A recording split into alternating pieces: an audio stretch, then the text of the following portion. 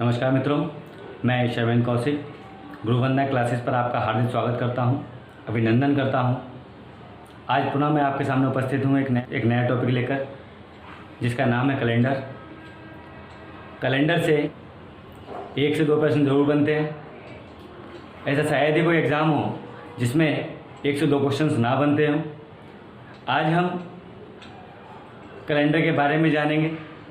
Calendar के जन्मदाता कौन थे, कैलेंडर कहाँ से स्टार्ट हुआ, कौन सा कैलेंडर हमारे यूज़ होता है, एग्ज़ाम की दृष्टि से कौन सा कैलेंडर महत्वपूर्ण है। ये कुछ विशेष चर्चाएं आज हम इस टॉपिक को लेकर करने वाले हैं। चलिए तो शुरू करते हैं अपना टॉपिक कैलेंडर। सबसे ऊपर डालते हैं पहले कैलेंडर।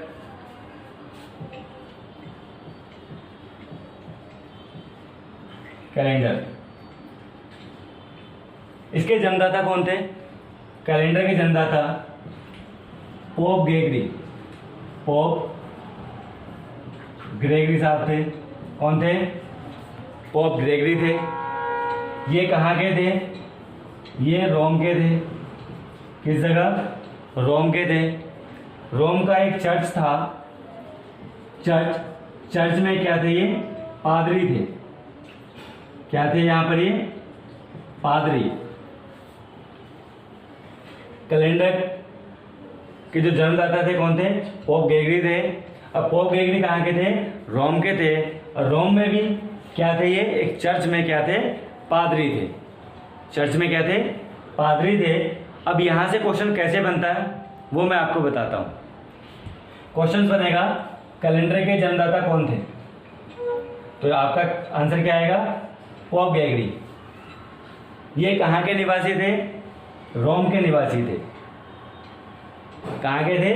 रोम के निवासी थे। ये रोम में क्या थे? तो आपका आंसर क्या आएगा? चर्च में क्या थे? ये पादरी थे। चर्च में क्या थे? पादरी थे।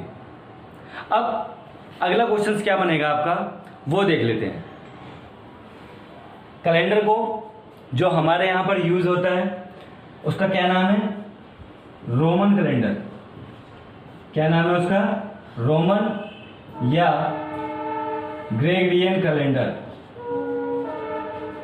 Gregorian calendar. कैलेंडर को हमारे यहाँ किस नाम से जानते हैं? या तो रोमन कैलेंडर के नाम से जानते हैं या फिर ग्रेगरियन कैलेंडर के नाम से जानते हैं, क्योंकि हमारे यहाँ पर जो यूज होता है कैलेंडर उसका क्या नाम है? ग्रेगरियन कैलेंडर है। क्या नाम है उसका?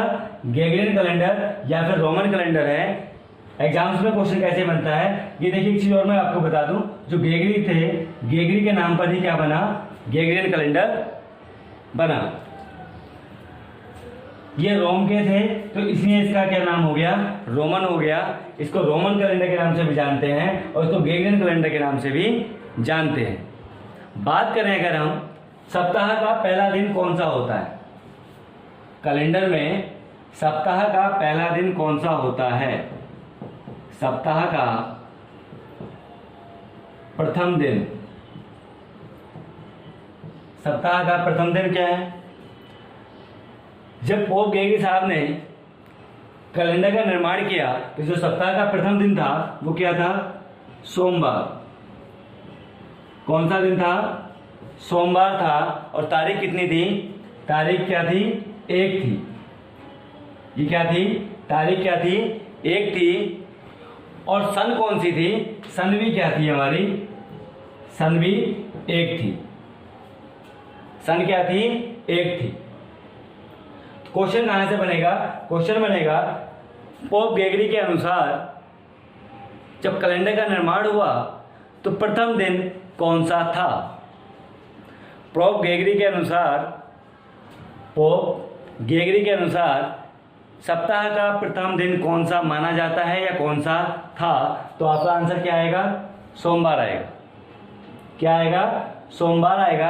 अगर वो तारीख पूछ ले तो वो तारीख 1 थी, और अगर सन की बात कर ले तो सन 1 थी। ये क्वेश्चन आपका पीसीएस में पूछा जा चुका है। अभी पीछे जो पीसीएस के एग्जाम हुए थे उसमें ये क्वेश्चन पूछा जा चुका है कि पोप ग्रेगरी के अनुसार सप्ताह का प्रथम दिन कौन सा होता है। तो उसमें ऑप्शन था रविवार, सोमवार, शनिवार या फिर मंगलवार। तो हमारा दिन का आंसर क्या हो जाएगा? सोमवार इसका राइट आंसर हो जाएगा। मानव सभ्यता का प्रारंभ किस दिन से हुआ? अब ये क्वेश्चन क्या बनेगा, इसी में कैलेंडर से ही पूछा जाएगा। क्या दो तरीके के क्वेश्चंस बनते हैं इसमें, किस किस तरीके के बनते हैं? पहला क्वेश्चन बनेगा मानव सभ्यता का प्रारंभ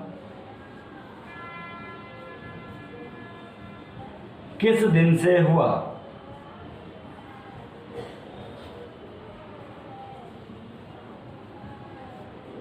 पहला क्वेश्चन तो ये बन गया, मानव सभ्यता का प्रारंभ किस दिन से हुआ।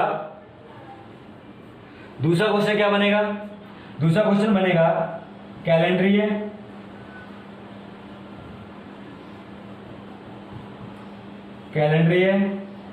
मानव सभ्यता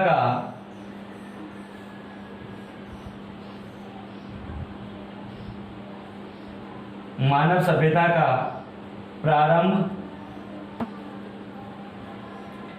किस दिन से हुआ?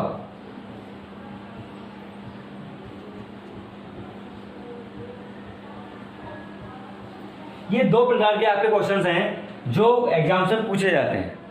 इंपॉर्टेंट क्वेश्चंस हैं, किसी भी एग्जाम में पूछ लिया जाता है। अभी जो पीछे के एग्जाम्स हुए थे उसमें ये पूछा था कैलेंडरीय मानव सभ्यता का प्रारंभ किस दिन से हुआ, तो आपका आंसर क्या आएगा? सोमवार से। किस दिन से? सोमवार से।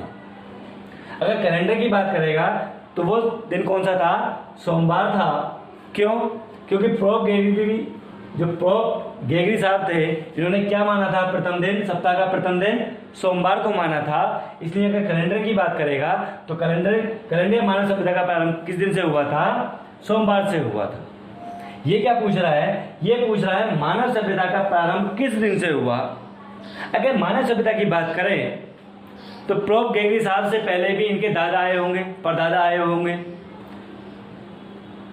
और भी इनके कुल में आए होंगे। क्या उन्होंने इस चीज का निर्माण किया था? नहीं किया था, क्योंकि मानव सभ्यता बहुत पहले से चली आ रही है, बहुत पहले से चली आ रही है। इन्होंने किस चीज का निर्माण किया था? इन्होंने सिर्फ कैलेंडर का निर्माण किया था। अगर कैलेंडर की बात करेगा कि कैलेंडर के अनुसार मानव सभ्यता का प्रथम दिन कौन सा होता है, तो आपका सही आंसर क्या हो जाएगा? सोमवार हो जाएगा। और अगर ये मानव सभ्यता का प्रारंभ किस दिन से होता है तो हम इसमें लिख सकते हैं, क्या लिख सकते हैं? इसे ज्ञात नहीं कर सकते।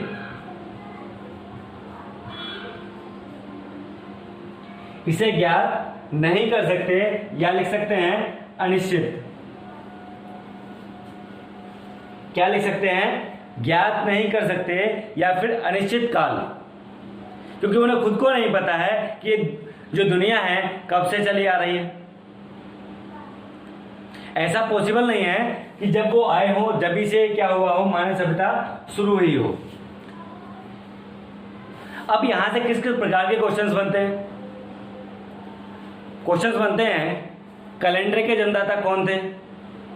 तो कैलेंडर के जन्मदाता पोप गेगरी थे। ये कहाँ के निवासी थे? ये रोम के निवासी थे। ये क्या थे? एक चर्च में क्या थे? पादरी थे। इन्हीं के नाम पर जो ये शहर था रोम, इसके नाम से क्या बना? रोमन कैलेंडर बना। और पोप गेगरी के नाम से क्या बना? गेगरियन कैलेंडर बना। भारत के राजपत्रों के अनुसार या फिर राष्ट्रीय पत्रों में, अंतर्राष्ट्रीय पत्रों में इसी कैलेंडर का यूज किया जाता है। कौन से कैलेंडर का? रोमन पत्र का, रोमन कैलेंडर या फिर गेगरियन कैलेंडर का प्रयोग किसमें किया जाता है? भारत के राजपत्रों में, राष्ट्रीय पत्रों में या अंतर्राष्ट्रीय पत्रों में। इसे अगर राजपत्र की बात करें, राजपत्र को क्या कहा जाता है? अगर अंग्रेजी शब्द की बात करें तो राजपत्र को अंग्रेजी में गजट कहा जाता है। क्या कहा जाता है? गजट कहा जाता है। अब बात करें अगर हम सप्ताह का प्रथम दिन कौन सा था, तो सप्ताह का प्रथम दिन सोमवार था। कौन सा था? सोमवार था। क्वेश्चन किस तरह से बनता है? कैलेंडरीय मानव सभ्यता के अनुसार सप्ताह का प्रथम दिन कौन सा था? तो हमारा आंसर क्या आएगा? मानव सभ्यता के अनुसार कैलेंडरीय या कैलेंडर का पहला दिन सोमवार था। अगला क्वेश्चन क्या बनता है? मानव सभ्यता का प्रारंभ किस दिन से होता है? क्योंकि हम इसको ज्ञात नहीं कर सकते, मानव सभ्यता हमारे दादा परदादा के जमाने से चली आ रही है, तो हमारा आंसर क्या आ सकता है इसमें? हम इसको ज्ञात या निश्चित नहीं कर सकते। पोप ग्रेगरी साहब ने किसको आधार माना है? एक सौर मान को आधार माना है। किसको आधार माना है? एक सौर मान। एक सौर मान को क्या माना है? आधार माना है। क्यों माना है? क्योंकि जो पृथ्वी है हमारी, वो किसका चक्कर लगाती है? जब अपनी धुरी पर वो घूमती है तो वो परिक्रमण करती है, और जब सूर्य के चारों ओर घूमती है तो वो परिभ्रमण करती है। क्या करती है? परिभ्रमण करती है। और पृथ्वी को अपना एक चक्कर पूरा करने में कितना समय लगता है? जो टाइम लगता है वो कितना है? 365 दिन 5 घंटे और 48 मिनट, ये समय लगता है। कितना समय लगता है? 365 दिन 5 घंटे और 48 मिनट पृथ्वी को एक चक्कर पूरा करने में लगता है। ये जो 365 था, इसको क्या किया पोप ग्रेगरी ने? 365 दिन तो पूरे मान लिया। कितने मान लिया? 365 दिन बराबर कितना कर दिया उन्होंने? 1 वर्ष कर दिया। कितना कर दिया? 1 वर्ष बराबर 365 दिन मान लिए। अब बचे कितने? 5 घंटे और लगभग 48 मिनट। कितना टाइम बचा? 5 घंटे और कितने? 48 मिनट बचे आपके। कितने बचे? 5 घंटे और 48 मिनट, लगभग 6 घंटे बचे। कितने घंटे? 6 घंटे। तो पोप ग्रेगरी ने इनको क्या माना? 6 घंटे माना। क्या माना? 6 घंटे माना। प्रत्येक 4 वर्ष में क्या हुआ? 4 वर्ष तक ये जो कार्य था ये चलता रहा, और 4 वर्ष बाद, यानी कि 6 घंटे पहले वर्ष के, 1 वर्ष बराबर 6 घंटे, 2 वर्ष, 1 वर्ष बराबर 6 घंटे, 2 वर्ष बराबर फिर से 6 घंटे, 3 वर्ष बराबर फिर से 6 घंटे, और 4 वर्ष बराबर फिर से 6 घंटे। कितने हो गए? 4 वर्ष में कितने घंटे हो गए हमारे? 6 6 12 6 18 6 24। यानी कि अगर हम इन चारों को जोड़ लें तो कितने घंटे हो गए हमारे? ये 24 घंटे हो गए। और 24 घंटे बराबर 1 दिन होता है। 24 घंटे बराबर कितना होता है? 1 दिन होता है। यानी कि जब ये 4 वर्ष इसको बीत गए तो 4 वर्ष बाद कितना दिन बन गया वो हमारा? 6 घंटे को जोड़कर लगभग 1 दिन हमारा पूर्ण हो जाता है। कितना दिन? 1 दिन हमारा क्या हो गया? पूर्ण हो गया। और 365 दिन को क्या था? पोप ग्रेगरी साहब ने 1 वर्ष मान चुके थे, और इसी में अब इसे 1 दिन का हम क्या करें? अब हम इस 1 दिन का क्या करें जिसमें जो फरवरी थी वो कितने की थी? पहली बार जब ये 1 वर्ष था तो फरवरी यहाँ पर 28 की थी। कितने दिन की थी? 28 दिन की थी। अब पोप ग्रेगरी साहब ने सोचा कि सब दिन कितने कितने के हैं, कोई 30 का है, कोई 31 का है। फरवरी कितने की थी हमारी? 28 की थी। अब यहाँ पे इन्होंने क्या किया? जो ये 1 दिन हमारा एक्स्ट्रा था, ये जो हमारा 1 दिन एक्स्ट्रा हुआ, पोप ग्रेगरी साहब ने इसमें फरवरी में ही क्या जोड़ा? वो 1 दिन जोड़ दिया। 28 + 1 बराबर क्या हो गया? आपका 29 हो जाता है। और ये फरवरी कितने की हो गई? 29 की हो गई। कितने साल बाद आती है? ये 4 वर्ष बाद। प्रत्येक 4 वर्ष बाद फरवरी कितने की आएगी आपकी? 29 दिन की आएगी। कितने दिन की आएगी? प्रत्येक 4 वर्ष बाद फरवरी हमारे कितने दिन की आती है? 29 दिन की आती है। एक सौर मान बराबर क्या होता है? एक सौर मान बराबर क्या होता है? तो हमारा आंसर आएगा 365 दिन 5 घंटे और 48 मिनट। 365 दिन 5 घंटे और 48 मिनट, ये हमारा कितना होता है, एक सौरमान का मान होता है। ये क्यों होता है, क्योंकि पृथ्वी को एक चक्कर पूरा करने में जो समय लगता है वही हमारा क्या कहलाता है, सौरमान कहलाता है। अगर बात करें इस 365 में, जब हमने एक दिन जोड़ लिया, इस 365 में एक दिन अगर हम जोड़ते हैं तो ये हो जाता है कितना, 366 दिन। और 366 दिन में गेगी साहब ने क्या सोचा, इस एक दिन को कहाँ पे एडजस्ट किया जाए। अगर हम बात करें तो सामान्य फरवरी जो होती है, कौन सी, सामान्य फरवरी जो होती है वो 28 दिन की होती है। वो कौन से दिन की होती है, 28 दिन की होती है। और जब ये 29 दिन की फरवरी हुई तो इसको क्या कहने लगे हम लोग, अधिवर्ष कहने लगे। क्या कहते हैं इसको, अधिवर्ष, अधिवर्ष, या फिर इसको बोलते हैं लीप ईयर, लीप वर्ष। चलिए जानते हैं कैलेंडर को। कैलेंडर में 3 चीजें अति महत्वपूर्ण होती हैं, 3 चीजें अति महत्वपूर्ण होती है जिनका ज्ञान होना में क्या परम आवश्यक है। कौन सा ज्ञान होना इनका क्या आवश्यक है, एक तो ईयर, दूसरा लीप ईयर, और तीसरा सेंचुरी। तीसरा क्या है, सेंचुरी। ईयर क्या होता है, लीप ईयर क्या होता है और सेंचुरी क्या होता है, ये अभी समझ लेते हैं। ईयर में जैसे दे दिया 11, कितना 11 है, 2011, ठीक है, या फिर 2013 कर लीजिए इसको। लीप ईयर क्या होता है, 2019, अभी समझेंगे सबको। सेंचुरी क्या होता है, 2021। अब समझ लेते हैं इसको क्या है। ये हमने 2013 लिखा, ये 2019 लिखा और ये 2021 लिखा। अब इसको कैसे समझें, ईयर क्या होता है, लीप ईयर क्या होता है और सेंचुरी ईयर क्या होता है। देखिए ईयर में लास्ट के 2 अंक, लास्ट के कितने अंक, 2 अंक ईयर कहलाते हैं, ईयर।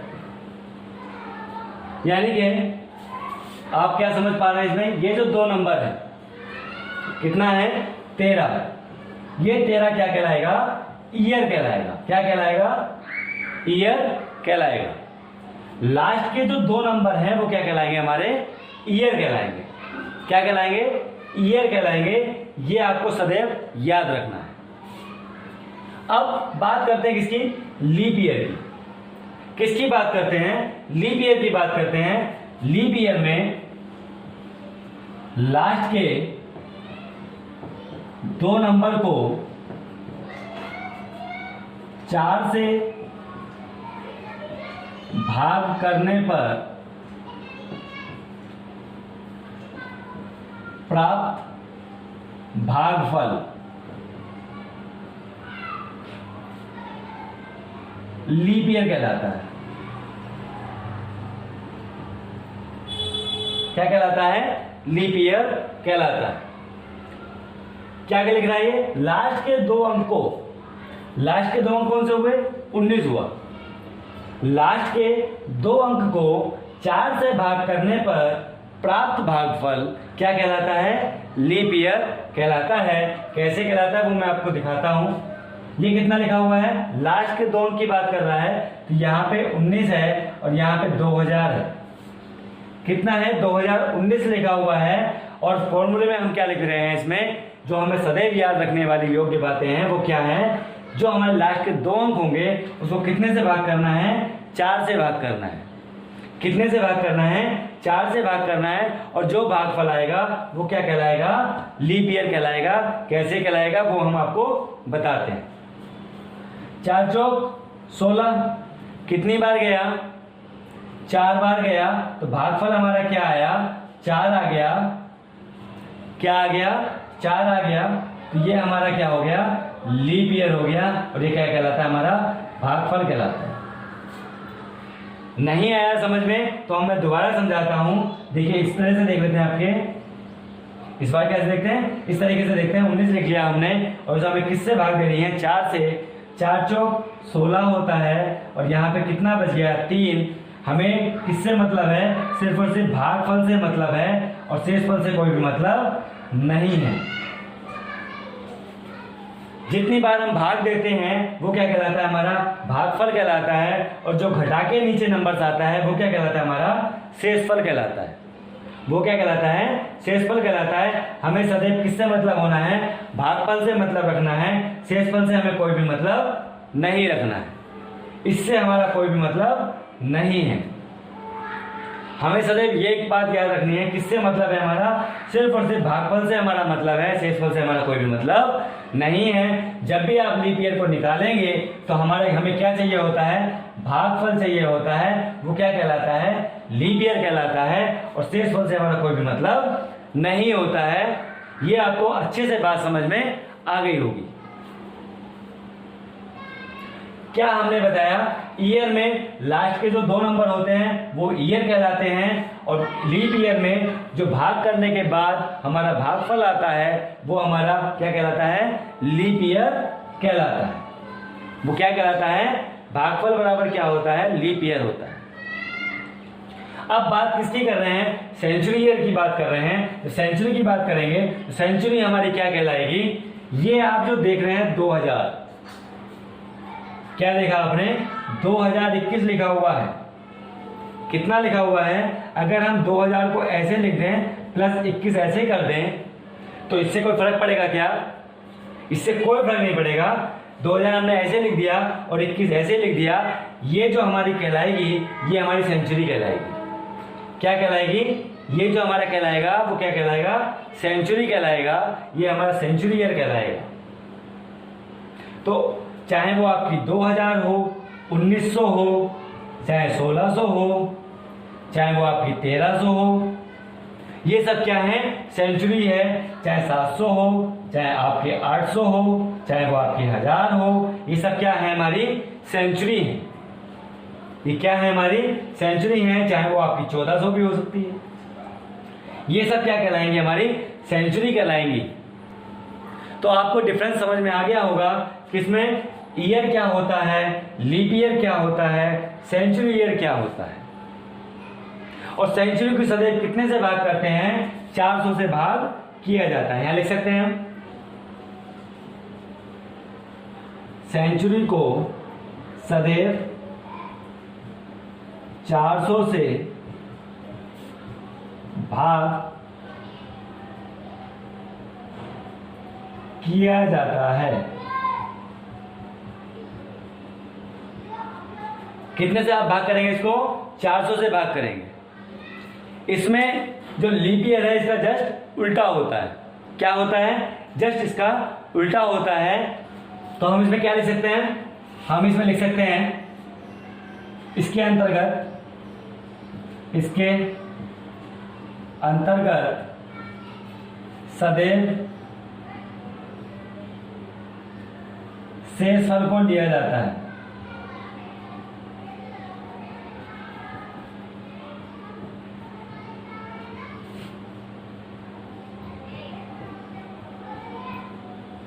भागफल से कोई मतलब नहीं होता है। क्या समझ पा रहे हैं आप इसमें, सेंचुरी में क्या होता है, सदैव शेषफल को लिया जाता है। किसको लिया जाता है, शेषफल को लिया जाता है। भागफल से कोई भी मतलब नहीं होता है। जैसा भी हमने समझाया था, क्या, जैसे हमने यहाँ पे 2000 लिखा था, क्या लिखा था, 2000 लिखा था, और कितने से भाग देना था, हमें 400 से भाग देना था। कितने से, 400 से। 2 जीरो से 2 जीरो कट गए, 4 एकम 4 और 4 पंजे 20। तो भागफल हमारा कितना आ गया, भागफल हो गया हमारा 5। भागफल हमारा कितना आया, 5, और शेषफल क्या बचा, शेषफल हमारा है 0। तो हमें किससे मतलब होगा, भागफल से कोई मतलब नहीं है, और मतलब किससे है हमारा, सिर्फ और सिर्फ शेषफल से। कितने से है, शेषफल से। अब इसी तरीके से दूसरा देखते हैं, क्या हमने कितना ले लिया, 1600। 1600 को कितने से भाग किया, 400 से भाग किया, 4 एकम 4, 00, 4 चौक 16, कितना आ गया, 0। भागफल से हमारा कोई भी मतलब इसमें नहीं होगा, सिर्फ और सिर्फ किससे मतलब होगा, शेषफल से मतलब होगा। शेषफल हमारा क्या आ रहा है, 0। जो हमारा लास्ट में शेष बचता है वही क्या कहलाता है, हमारा शेषफल कहलाता है। क्या कहलाता है, शेषफल कहलाता है। अब आपको बिल्कुल समझ में आ गया होगा क्या ईयर क्या होता है। लास्ट के जो 2 नंबर होते हैं वो क्या कहलाते हैं, ईयर कहलाते हैं। लीप ईयर को 4 से भाग देने पर जो भागफल आता है वो हमारा क्या कहलाता है, लीप ईयर कहलाता है। सेंचुरी क्या कहलाता है, भागफल से हमारा कोई भी मतलब नहीं होता है, सिर्फ और सिर्फ शेषफल से हमारा मतलब होता है। जो हमारा शेषफल आएगा वही क्या कहलाएगा, हमारा सेंचुरी कहलाएगा। फॉर्मूला क्या है, उसी फॉर्मूले के द्वारा हम क्या निकाल पाएंगे, कैलेंडर को फाइंड आउट कर पाएंगे। चलिए तो चलते हैं अपने कैलेंडर की ओर, इसका एक फॉर्मूला देख लेते हैं। सबसे पहले क्या आएगा, डेट, तारीख, प्लस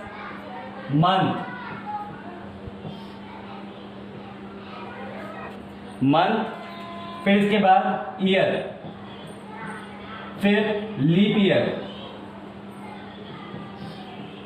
फिर सेंचुरी, फिर क्या, सेंचुरी डिवाइड बाय 7, भाग किससे करेंगे, 7 से करेंगे। सबसे पहले क्या आती है हमारी, तारीख होती है, उसके बाद महीना आता है, फिर साल आता है, फिर लीप ईयर आता है यानी कि अधिवर्ष आता है, फिर इसके बाद क्या आती है, सेंचुरी आती है। यहां से क्वेश्चंस आपके एग्जाम से कई बार पूछा गया है, क्या कैलेंडर की सबसे छोटी इकाई कौन सी है, तो जो डेट है वो कैलेंडर की कौन सी इकाई है, सबसे छोटी इकाई, सबसे छोटी इकाई है। कैलेंडर की जो सबसे छोटी इकाई है वो कौन सी है, डेट है यानी कि तारीख। अगर वो बात कर ले कि सबसे बड़ी इकाई क्या है, जो कैलेंडर की सबसे बड़ी इकाई है वो सेंचुरी है, सबसे बड़ी इकाई।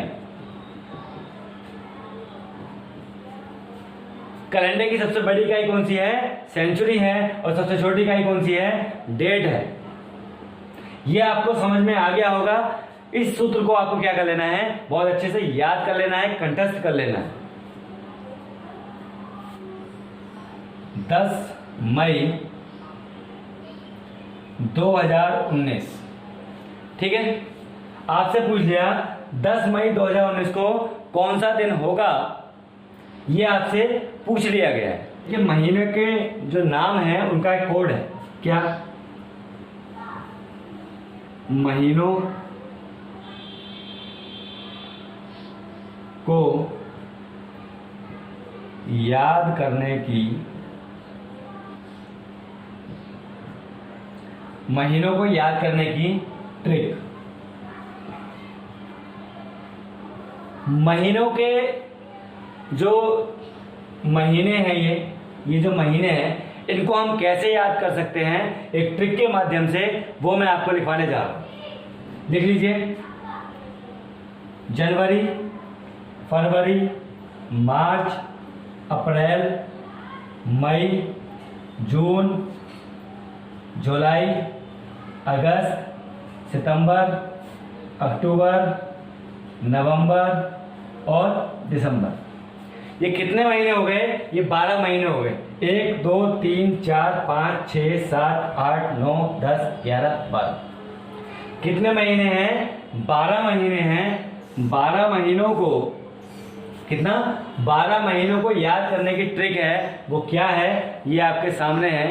144 025 036 146, ये क्या है, इसका कोड है। इसके अनुसार हम बहुत जल्दी ही, मात्र कुछ ही सेकंडों में इसका आंसर आपको निकालकर दे देंगे। लिख लेते हैं, 144 025 036 146। आप मेरे साथ 2 से 3 बार बोलेंगे तो ये कोड आपको क्या हो जाएगा, याद हो जाएगा। 144 025 036 146, 144 025 036 146 आपको क्या हो गया होगा, याद हो गया होगा। आप 2 से 4 बार इसको रिपीट करेंगे तो आपको क्या हो जाएगा, ये याद हो जाएगा। क्या हो जाएगा, याद हो जाएगा। और एक मेन चीज क्या है, एक वो मेन चीज ये है, जब भी हम सवालों को सॉल्व करेंगे, जब भी हम सवालों को सॉल्व करेंगे तो क्या मानेंगे, हम पहला दिन रविवार को मानेंगे। किसको मानेंगे, रविवार को मानेंगे, सोमवार को नहीं मानेंगे। चलिए बात करेंगे कल अपने दूसरे लेक्चर में। इसी का आगे का पार्ट मैं कल लेके आऊंगा और ये जो सवाल है कल ही, जो नेक्स्ट लेक्चर मेरा होगा उस लेक्चर में इस सवाल को सॉल्व कराऊंगा। उस लेक्चर में क्या कराऊंगा, सॉल्व कराऊंगा, क्योंकि आज की जो क्लास थी वो इंट्रो क्लास थी। जितना भी हम बता सकते थे वो आपको बता दिया गया है। आगे कुछ और चीजें, महत्वपूर्ण चीजें कल आपकी जो क्लास होगी उस क्लास में आपको नोट डाउन करा दी जाएंगी। तब तक के लिए जय हिंद, जय भारत।